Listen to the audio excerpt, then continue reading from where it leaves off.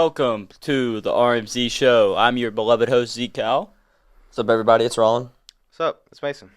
So today we kind of have a special episode for you. It's more for the St. George's community. We'll be talking about the sports that we missed on our last podcast and the rebuild of the Grizzlies. Yeah, sorry. The Brewers just scored a home run. Sorry, getting live updates.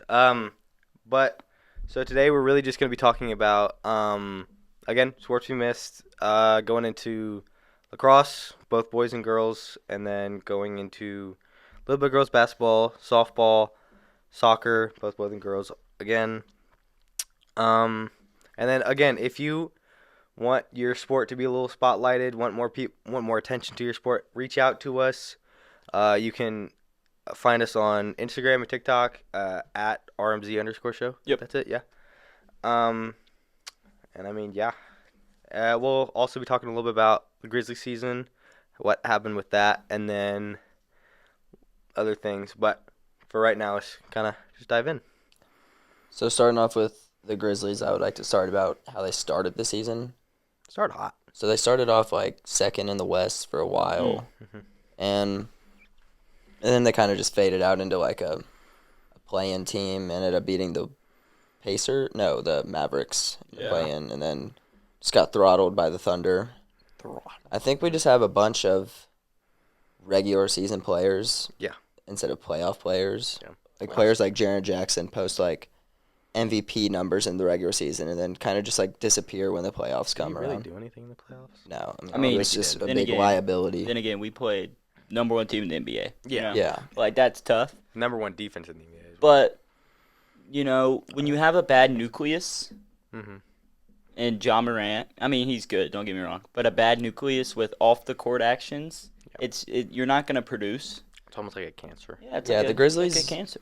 They don't really seem to have like one specific player that strikes me as a leader. Yeah. Like, I mean, Ja Morant's obviously like the center point, as you say, the nucleus, but I would definitely not say he's a leader. Yeah. I in feel any like we sorts. need some kind of like veteran presence. Yeah. I mean, we have a strong three in Jaren, Bane, and Ja.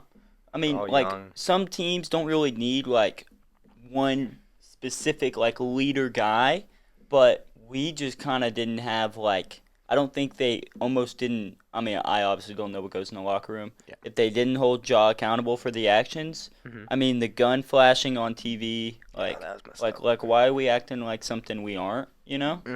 I mean, it's kind of like environment a little bit, I would say, kind of playing into it. But still, you can't do that. I mean, and Ja Morant's availability. He was hurt for most of the He year. was hurt almost all the time. Stuff like that. But we got to see that Pippen Jr. can ball out of that. Yeah. A lot of rookies showed up. Yeah. Jalen Wells, Zach Edey, Pippen. No, Pippen's been in a little further. Yeah, Pippen's been in, but he kind of like actually broke out of his Yeah, shell. kind of just bench players Yeah. stepping into the role. Like Luke Kennard for a portion of the year played really well in the starting spot. Vince Williams played good in some games. Kennard's minutes started to fade. Yeah. He stopped shooting the ball as well, so his Yeah. minutes kind of faded. But there's been talk about LaMelo Ball for Ja Morant trade. Obviously, Charlotte might be a 3-team trade, not really sure. Yeah.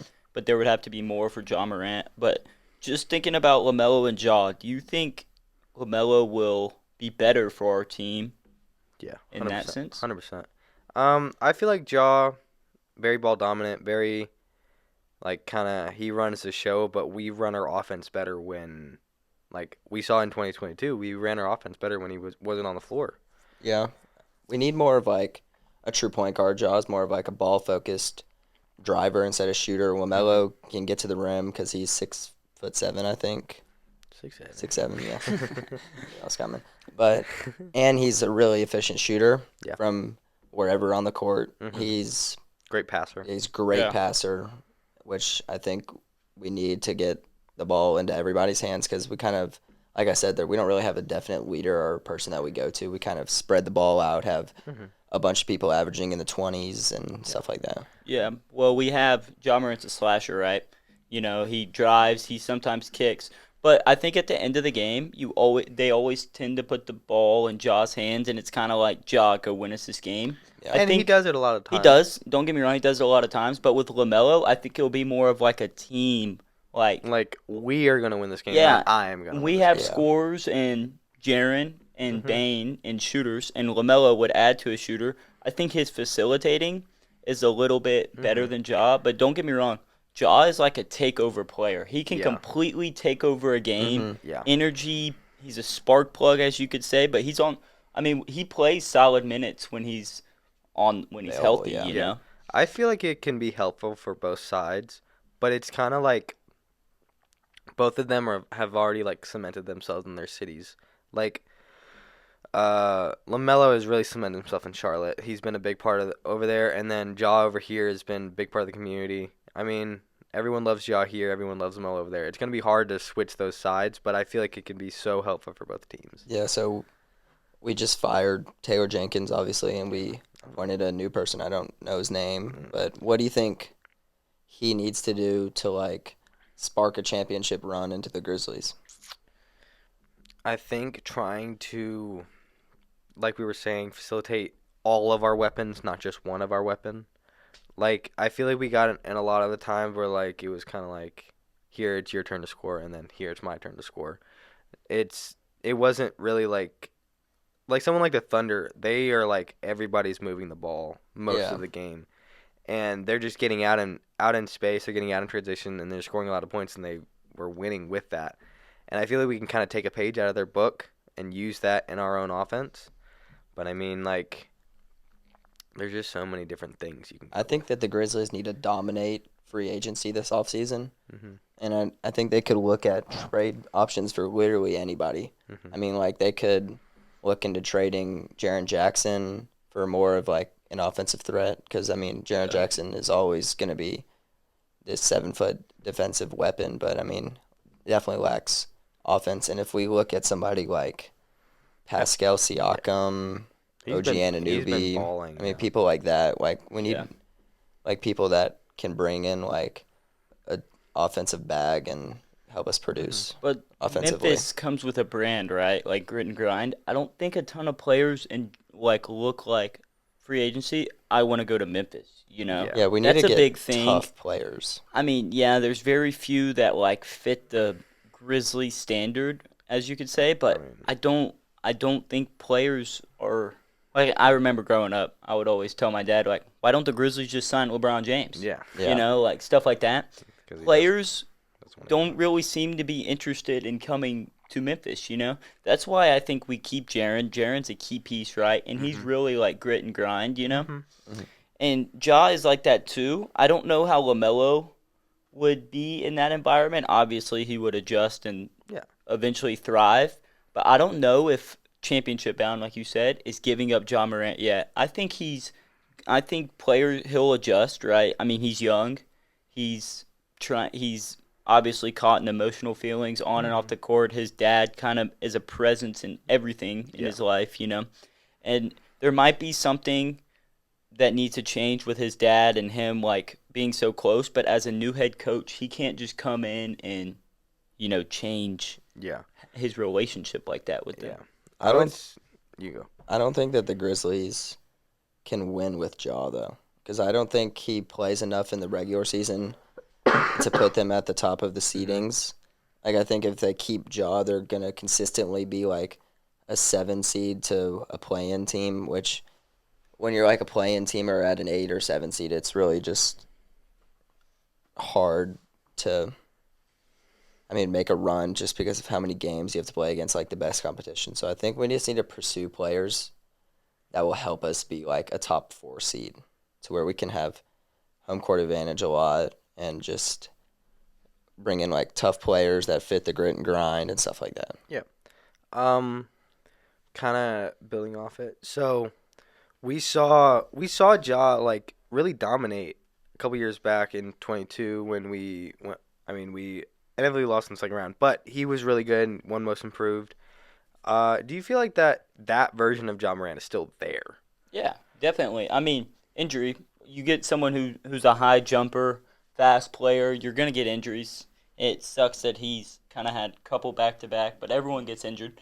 And I definitely think he'll recover, and I think he's probably – I mean, don't get me wrong. He has good work ethic. You know, he works. He's been developing a jump shot more and more. Yeah. You know, we do need – I mean, Bane helps him spread out the floor a little bit, but I think – I mean, I can see kind of both sides, how you can see not winning with Ja and winning with Ja, but I definitely think the old Ja is there and that we can win with him. Yeah. I think we haven't quite figured it out yet, you know? I mean, it's kind of seemed like this year, like his production, even when he's on the floor, isn't the same. But I mean, it's still there. I think he just kind of needs to get out of his own head. I don't necessarily know if he's capable of who he used to be because I mean, he's in this like no dunking phase. Like I mean, just trying to prevent injury. Like growing like when he was in college and like when we traded up to draft him, I was so excited because I mean he's this flashy player that's gonna get his head above the rim and dunk on anybody he can. He's just gonna do anything he can to win. And honestly, I mean, it might just be like the whole NBA. Like it just seems like he goes through the motions on the court sometimes. Yeah. I think that's kind of pretty much all of our take with the Grizz. So we can kind of shift over to St. George, sports that we kind of missed. Again, if we missed y'all, we are very sorry. We were kind of just talking, and I guess it kind of slipped our mind. But we can. I mean, we. So girls soccer is the first one coming up in the fall. So do y'all have anything? I mean, we had a good season last year, right? Big year, community building, like. They were still very young, I would say, and I think this year kind of ending it off like on a high note of winning state, which is like a very real possibility for them, is just something that they can really like strive for. Yeah, so I think the past 2 years they've lost in the state championship and they lost in the semis of the state championship, and they're returning, I mean, pretty much their whole team, and I think that they're like you said, the state championship is a very real possibility, but they can't like get their hopes too high and stuff like that. Like they just need to like focus on one game at a time, getting better. Like Quinn Showalter said, like 1% better each day. Yeah, and just because I mean these girls have been playing together throughout all of high school, so they obviously have that team chemistry, and they know what it. And they have that feeling of knowing what it feels like to be in these high pressure games like the state championship. So like they can take that experience and kind of put it all into one more season. Seems like they've been on the big show. They just quite like haven't broke the ice, which I think will happen this year. Yeah, considering I mean they went undefeated in region and then they in like regular season and then they have a good team there and they can really make a push this year. Like and for a lot of these girls it's their senior year. It's like this is our last shot. Well, let's give it everything we got. Yeah, and it also comes down to, like, what girls are graduated already from these other schools. Because, I mean, you don't know who you're going to be playing against, and obviously St. George's didn't, like, really graduate that much. I think they had, like, 3 seniors last year, and they're returning a bunch of, like, really good and important players and stuff like that. Yeah. I mean, obviously, big contributor on that team, Riley Stooksbury. Goalie for them. Didn't she committed to Memphis, right? Yeah. She's been a big help for them. And I feel like just the atmosphere that girls soccer has currently, like the only way they can go for right now is up. Yeah, no, I definitely personally I enjoy going to games like the girls' games and like watching it and everything. It's like honestly pretty fun. Yeah. I guess we can kind of stay on soccer, shift over to boys soccer. They had a big year this year. Big like they won some big district games. I think they beat ECS once. Kind of shouting out the Casey brothers, Court and Connell. They both had terrific seasons. Really stole a show with that.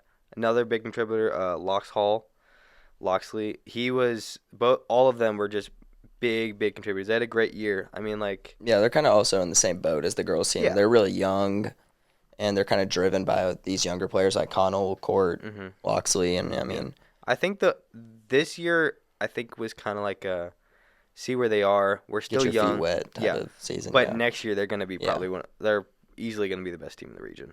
I feel. they brought up 8th graders like William Pizzolo, Thomas Pruitt, and people like Mhm. that. And I think that they could. I mean, they're really young, and Yeah. like we said, the only way they can go is up. Yeah, they can make a big push this year. Hmm. Anything you got, Zeke? No, not really. I mean, I didn't pay attention to boys soccer that much. We were playing a lot of baseball. Yeah. You Yeah, know? during that time, yeah. Yeah. I guess we could talk It's about kinda hard. baseball. My now. bad, boys soccer team. Yeah. I'll do better. This year will be a lot more attentive. Yeah. Yeah. But baseball, obviously, we had a big year. We talked about it last time. But, I mean, I feel we have the best shot out of anybody in our region to win it all. I feel like we got it, you know. But it starts like it's already started. Like yeah, the grind like the for grind next season. for our baseball season starts already, now, and It's a whole team effort. yeah, no, it's definitely a whole team effort, and it's just gonna come down to, I mean, if we're hot at the moment, because I feel like in the past 2 years We got cold at the Kinda, end. we've gotten cold turn playoffs time, and we're we usually did see really good pitching. yeah. you I know? mean, we see good pitching and They're stuff going like that, to but playoffs. Yeah. I mean, it's just gonna be about like really just wanting it and Yeah. everything like that. I mean, I think we could easily go 10-0 in district, Mm-hmm. and then we could easily win the regionals, and then Mhm. I mean host sub-state and stuff like that. Like I think those Yeah. are very possibilities, but we can't just like get too focused on that. Like we need to like stay focused on like just getting better each day. Yeah. And we are incorporating practices in the fall. Yeah. Mhm. So I think I mean, we were kind of late to the show last year. Like, we didn't start actually getting in, like, a ton of good practices pretty late. I mean, we were And it was kind of also New like a get your coach. feet wet type of season for us too, because Yeah. Mungle's never This was Mungle's first year. Mungle's But- first high school season. He I was mean, kind of first just year figuring it doing- out. Yeah, first year doing better than, I mean, Buzz, obviously. But, I mean, I like the way Mungle's taking this team. I definitely feel like we can do it, Yeah, it you was know? the farthest we've gone in almost 9 years, I think. And I mean, it was only a sub-state series, but still, like that's a big accomplishment for the school. Mm-hmm. And the team that we played in sub-state Yeah, ultimately won state. Yeah. And I felt like, you know, they had a couple big hits, you know, the fair foul ball down the third baseline that ultimately scored 2 runs. You know, like we're 1 to 5 plays from completely shifting both games, you know? that's kind of how it is for all of our games in this past season. Like we've been like one play short of Yeah. winning Yeah. just games. And, These games. and with the work that we're going to be putting in now through when first game starts, I think those 1 plays will be us making the Yeah. plays, you know? I guess we can kind of, We can go into softball. we can go softball. They had a great year. I mean, man, So they went 11 Um, and 14. yeah. Which I mean, it's a losing record, but I mean it's a huge improvement. And Coach McGuire's done a really good job. We brought up 8th graders like Katie Wolver, Courtney Ross, who, let me see. Courtney Ross had a final batting average of 409, and she broke the doubles record as an 8th grader. Jesus. And then Katie Wolver hit 403 and then had 105 innings pitched How many strikeouts? with 211 strikeouts, Jesus. That'll work. a 1.8 ERA. I think that'll get you through some games. Yeah, and then Laurel Rogers, we were there when she hit When she did hit the bomb, a bomb, which Yeah. ultimately turned Nuke. into the only run of the game. yeah. Pretty cool. Shout out Laurel. But I mean, I say like, I think a big contributor in like their success was, like obviously winning big games. Like they beat ECS, which I mean kind of had our number, but and then also beating Carryville and then Mhm. making it to semi-state, which I mean, program's never done. Like Yeah. it's all on the uprise for Yeah, softball my right sister's now. on the softball team, and I can see like the excitement that she has from like playing softball on this team. Yeah. And like that she's gonna enjoy it for her next couple of years, because I mean, they are really young as well. Like Yeah. a lot of our teams are pretty young. Mm-hmm. Mm-hmm. I mean, obviously our class is pretty big, but the senior class really I don't think was very involved in athletics. So Yeah. like it was kind of like we're all still getting into it. I think we're about to really get into the golden year of St. George sports. Mhm. I think we're gonna win like 3 or 4 states. You know, Yeah, different I mean- sports. I mean- Basketball has a real shot. I mean, Yeah. baseball has a real shot. Mhm. Both soccer teams have a good shot. You know. Mhm. We can go into basketball a little bit. Oh yeah. So I mean, D Wilkes is bringing in these players obviously, and I saw that they're starting their camps and training this week, so they're going to be playing in the Memphis camp and the Murray State camp. Mm-hmm. And it's kind of just all, like we said, preparation for the up-and-coming season. And I don't think we're going to have many seniors this year, just a bunch of, like, freshmen and sophomores that are just really hard-working kids that all they want to do is win. Like Carson Crump, I mean, he was the MVP of our team, freshman of the year on Daily Memphian. I think he averaged probably 18 points a game, but had like games where he was having like 30 or 28 points a game. Mm-hmm. And I mean, he was really just like the person that we would look for when we needed like a bucket. Yeah. I mean, he was a big contributor for y'all down the stretch. Yeah.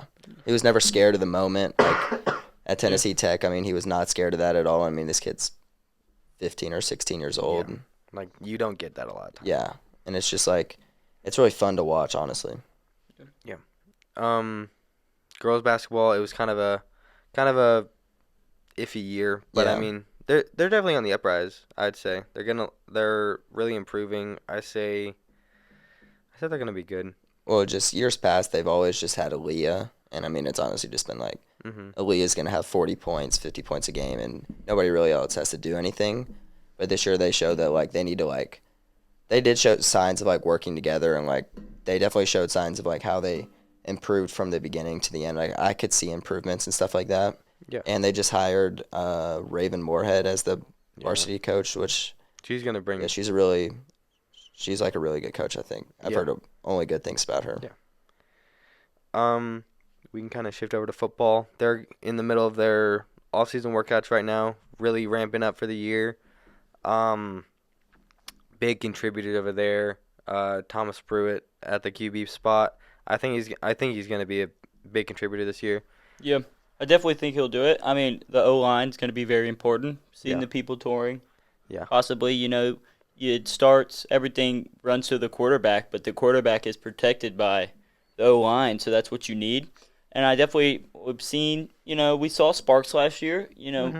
We were very short on numbers. It was just a really hard schedule last year. And Yeah, I think that's one thing we've improved on this year. Yeah, I played a little bit. Got a little bit of an easier schedule, which kind of fits, where we don't have that many people. So people playing both sides of the ball, by the time the fourth quarter comes around, that's where you see who's really got it, And, we play hard games every year, like Lausanne, really tough game. We opened up with Fairleigh, who Fairleigh was very good. They're just dogs, Yeah. Yeah. And so we weakened the schedule. I wouldn't say weakened. We kind of equaled out the schedule. And Just kind of equal competition. Like all these other like out of district teams that we were scheduling in past years have just been like just dominant over us. I mean, we were playing teams like Fairleigh, Olive Branch. Yeah. I mean, Olive Branch is like a 6A public school. Yeah. I mean, and we're a 2A private school. Like we have no business playing any football games against them. Yeah, I like what Coach Rice is bringing to that football team right now. Like the community that he's like trying to build. I mean, obviously it takes a lot of work coming from. Yeah. I mean, how many games did we win last year? 2. Yeah. 1. Obviously not many. 1, I think. Yeah, obviously not many. And I mean, I like what he's taking it the best approach I feel like anybody could. Yeah, I feel like he's building a community because, I mean, even us, we're getting weekly emails about what's going on in the program. Yeah. And I think he's just kind of like taking this program to another level. Yeah. I feel like he's really putting confidence in these kids. Yeah. Like they can do this. Because I feel like in years past that's kind of been like, oh, we're going to win like a couple games. That was, I think the schedule had a little bit of saying that, Yeah. When you look at the schedule and you see all these good teams, but that shouldn't, I think St. George's students are more powerful than that to realize it's about the process.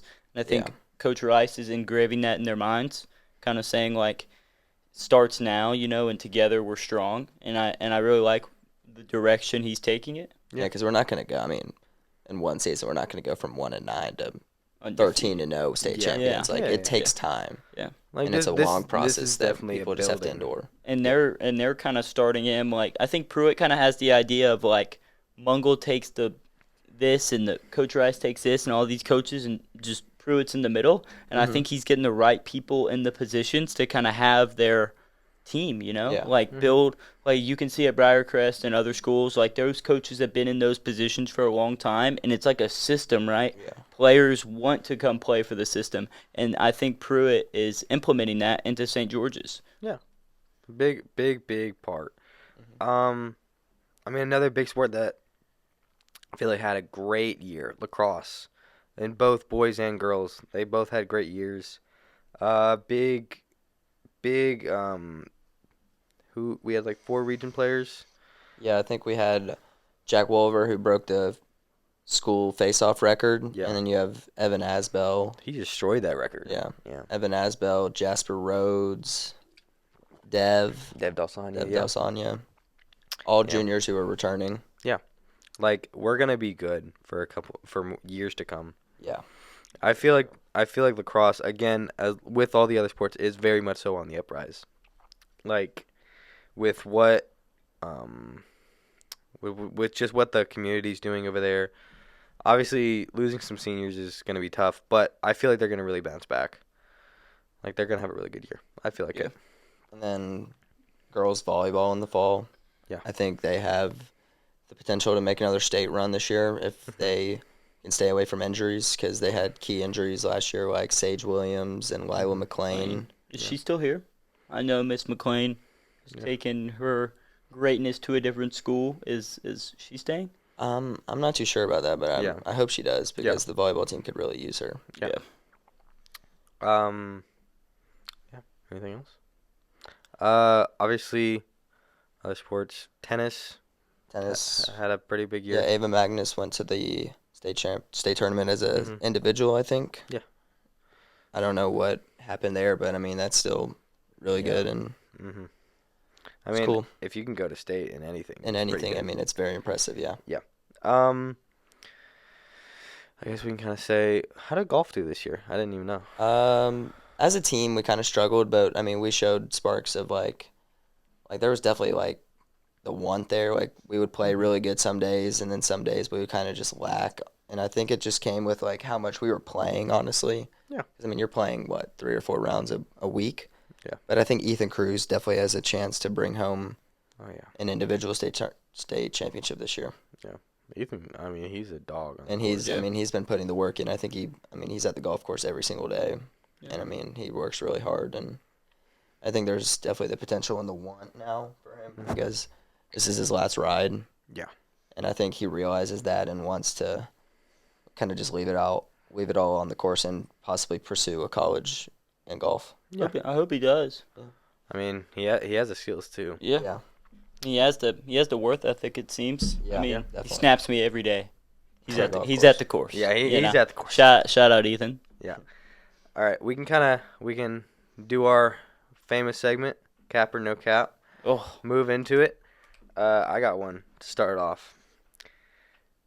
Tiger Woods is obviously one of the best golf players ever. Tiger Woods has no competition with being the GOAT of golf. no cap. I think that's true. Yeah. No competition. I mean, Scotty, obviously, but like, I'm gonna go with no cap. No cap. I think and there's people like Gary Player, Jack Nicklaus. Yeah. And I mean, we haven't seen Scheffler's whole career yet. He's kind of. I think it will be a totally different conversation after we see Scotty retire and what he does. Yeah. But I mean, as of now, I would say no cap that Tiger Woods is on his own level. I mean, they're just his prime in like that early 2000s run. I mean, what, did he not shoot a bogey in like 300 holes or something? Like, it was some crazy stat, but I mean, there's just nobody. Tiger stats are just, I mean, ridiculous. Yeah, you can't even look at it because it blurs your mind. Oh, I have another question for you. So, you either can have $10 million on the spot, right? Or you can have $50 million if you beat prime Tiger Woods in 100 holes. You have to beat him on one hole. One hole, and you get 50 mil. I bet on myself. I think I could beat him on one hole. One hole. One hole. I think I could beat him. I gotta throw a dart on a par 3. Is that what you're? I mean, maybe. I mean, there's very high chance. Prime Tiger. But I mean, I'm probably just taking the 10 million. But I think I could. But yeah, I would take the 10 million. Yeah, now that I think about it, I would take the take the Yeah. 10 mil. Okay, I mean- so for my cap or no cap, it is UNC makes the college football playoffs before Tennessee or FSU, Florida State. North Carolina makes the college football playoffs before Tennessee and Florida State. Cap. I'm Are you serious? They just brought in Bill Belichick, and Yeah, I mean, they're on the uprise. Like, definitely. I obviously not Florida State, but I feel like Tennessee and y'all have a shot. I think they could both make it this year. I think we're gonna be probably a yearly team in there. I mean, we're pretty good. I think I just think that the SEC schedule just it's hard. favors UNC because Facts. I didn't even think about that. like Yeah.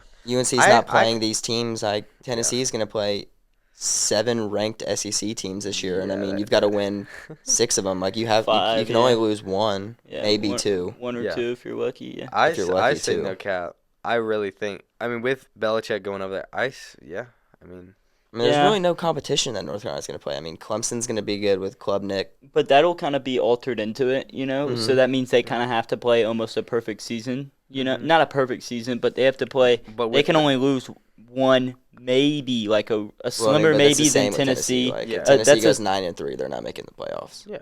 But we saw Georgia and Bama. I mean, I guess it's a little different. Yeah, whatever. Kind of lost my train of thought there. Okay. I'm just saying, like, I think if Tennessee goes 9-3, they're not making it. Yeah. But it is different with the 12 teams now. Yeah. I mean, you could easily make it. I mean, Yeah. True. all right. you got one, Zeke? No, or okay, I'll kind of with the Tiger. Mhm. Y'all cap or no cap? You think Charlie Woods will be on the tour? Cap.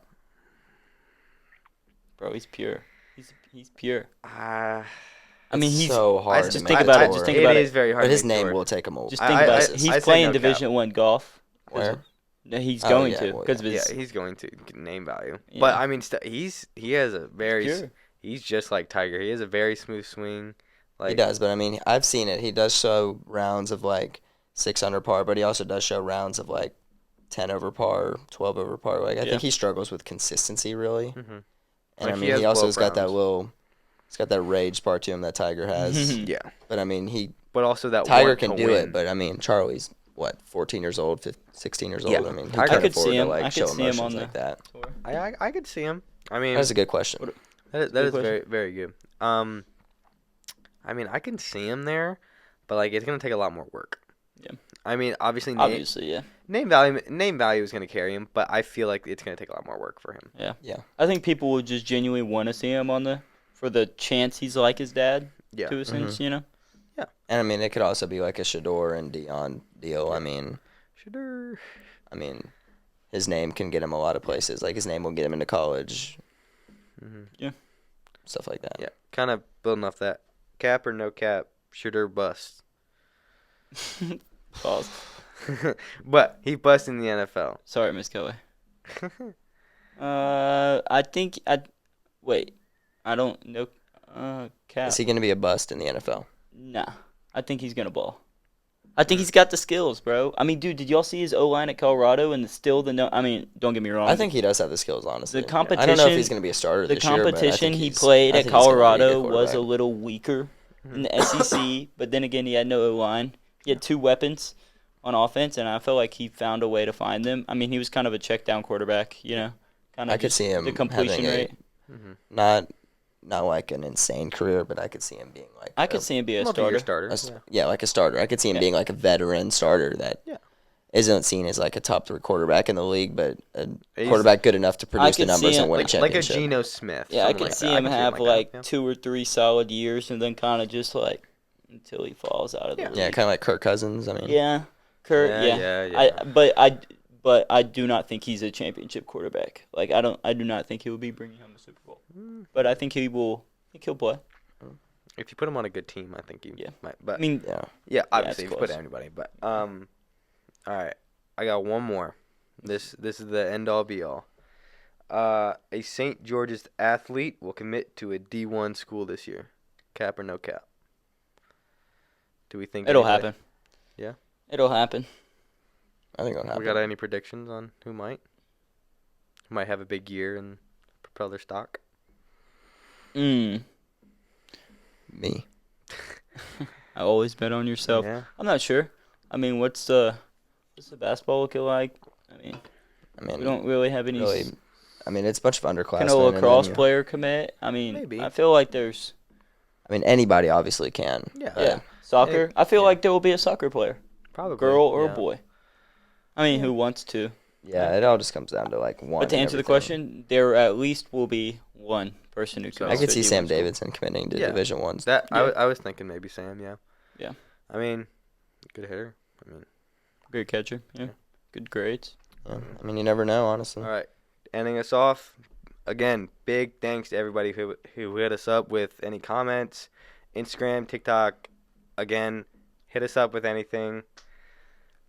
Stay tuned to the social media pages for future posts or snippets of this, and please send DMs to the Instagram and TikTok page. Questions, suggestions, stuff you want to hear us talk about, or stuff that we can give you a shout out. Yep. Stay tuned for the next episode. We're going to be talking about a bunch of hot takes and other stuff that you do not want to miss. All right. Peace out, y'all. Peace Thank out, you. boys. Peace.